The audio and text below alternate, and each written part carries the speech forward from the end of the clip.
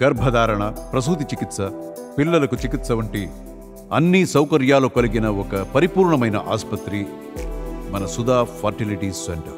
గతంలో ఏదైనా సరే caste certificate, income certificate, birth certificate, death certificate ఏదైనా సరే, నేటివిటీ, రెసిడెన్స్, ఇలా ఏది కావాలన్నా సరే ప్రభుత్వ కార్యాలయాల చుట్టూ కాళ్ళెరిగేలా తిరగాలి. లేదంటే అక్కడ ఉండేటువంటి ఏజెంట్లకు డబ్బులు ఇచ్చి సర్టిఫికెట్లు తెచ్చుకోవాల్సినటువంటి పరిస్థితి. కానీ దీనికి చెక్ పెడుతూ వచ్చిందే సచివాలయ వ్యవస్థ.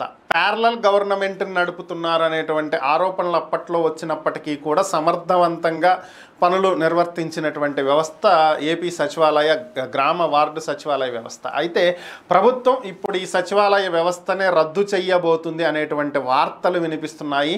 ముందుగా గ్రామ వార్డు సచివాలయాల పేర్లు మారుస్తున్నారు అనేటువంటిది ముందుగా వచ్చినటువంటి అంశం. గ్రామ వార్డు సచివాలయాలు కాకుండా గ్రామ వార్డు సంక్షేమ కార్యాలయాలు అనేటువంటి పేర్లు పెట్టబోతున్నారని తర్వాత తెలిసినటువంటి వార్తలు ఏంటి అంటే, యాక్చువల్గా దీన్ని 2019కి ముందే టీడీపీ ప్రభుత్వం అమలు చేయాలని చెప్పి భావించింది.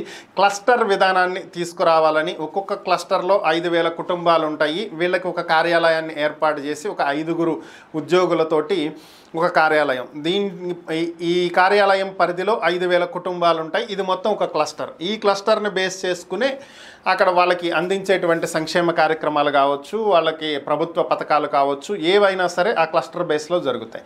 దీన్నే కొద్దిగా మార్పులు చేర్పులు చేసి వైసీపీ అధికారంలోకి వచ్చిన తర్వాత 2,000 కుటుంబాలకు ఒక సచివాలయం అని చెప్పి తీసుకొచ్చాడు జగన్మోహన్ రెడ్డి. అంటే మరలా ఇప్పుడు టీడీపీ అధికారంలోకి వచ్చినటువంటి నేపథ్యంలో అప్పుడు అమలు తలపెట్టినటువంటి కార్యక్రమాన్ని ఇప్పుడు అమలు చేయబోతున్నారనేది తెలుస్తుంది. ఈ 2,000 కుటుంబాలకు ఉన్నటువంటి ఒక సచివాలయాన్ని తీసేసి క్లస్టర్ బేసిస్లో 5,000 కుటుంబాలకు ఒక గ్రామ వార్డు సచివాలయాన్ని ఏర్పాటు చేసి దీంట్లో ఉన్నటువంటి ఉద్యోగులు 10 మంది ఉన్నటువంటి ఉద్యోగులను తగ్గించి 5గురిని, మిగిలినటువంటి వారిని ఇతర ప్రభుత్వ శాఖలకు, అలానే రేషనలైజేషన్ అంటే ఎక్కువ జనాభా ఉన్న చోట ఎక్కువ మంది సిబ్బంది, తక్కువ జనాభా ఉన్నటువంటి చోట తక్కువ సిబ్బంది, సో ఇట్లా ఏర్పాట్లు చేయాలని ప్రభుత్వం భావిస్తున్నట్లుగా తెలుస్తుంది. మరి ఇవి ఎంతవరకు అమలవుతాయనేది చూడాలి.